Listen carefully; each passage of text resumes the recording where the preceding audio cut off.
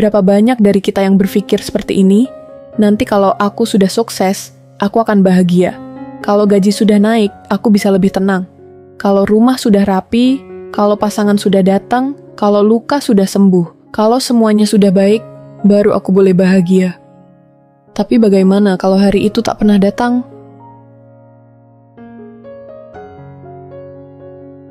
Aku pernah bertemu seseorang. Orangnya pekerja keras.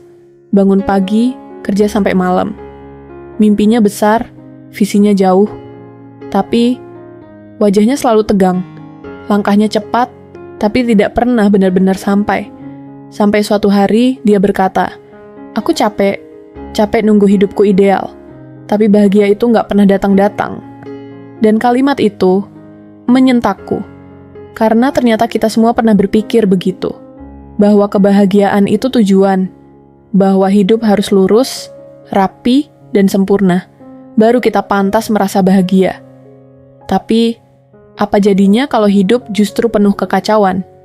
Apa kita akan terus menunggu? Sampai semua luka sembuh? Sampai semua impian tercapai?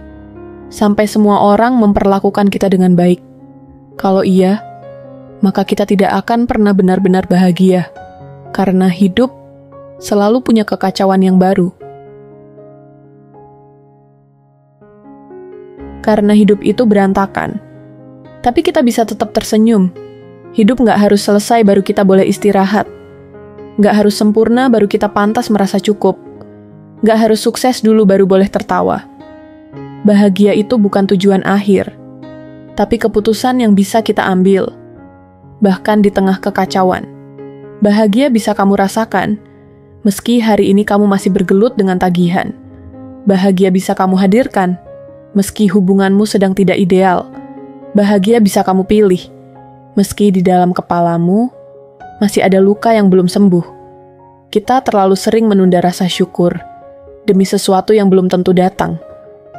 Berapa banyak dari kita yang pagi ini membuka mata, tapi langsung merasa gagal, karena belum punya rumah sendiri, karena karier belum jelas, karena masih jomblo, karena isi tabungan belum membanggakan.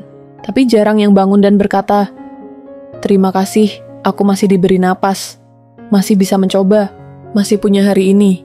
Kita lupa bahwa rasa cukup bukan soal keadaan, tapi cara pandang. Dan rasa syukur bukan muncul karena semuanya baik, tapi karena kita bisa melihat sisi baik dalam semuanya.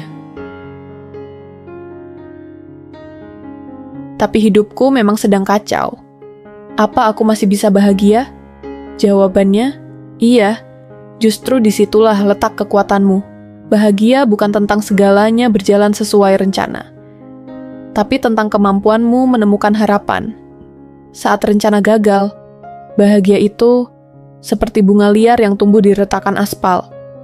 Bukan di taman yang dirawat sempurna, tapi di tempat yang bahkan nyaris tak mungkin. Kita terus menunda. Sampai kapan? Nanti kalau aku langsing, baru aku percaya diri. Kalau dia balik, baru aku bisa senyum lagi. Kalau aku udah bisa pindah kerja, baru aku tenang. Kalau hidup sudah stabil, baru aku bisa istirahat. Padahal, mungkin kita hanya butuh secangkir teh hangat sore ini. Obrolan kecil yang jujur. Pagi yang pelan tanpa harus buru-buru. Atau membiarkan diri menangis sebentar tanpa merasa gagal. Karena bahagia itu bukan hadiah dari masa depan, tapi hadiah yang kamu izinkan untuk kamu rasakan hari ini. Lalu, bagaimana caranya bahagia di tengah kekacauan? 1. Sadari bahwa tidak ada hidup yang sepenuhnya rapi. Semua orang sedang bergulat. Semua orang punya kacau versi mereka sendiri. 2. Lihat ke dalam, bukan keluar.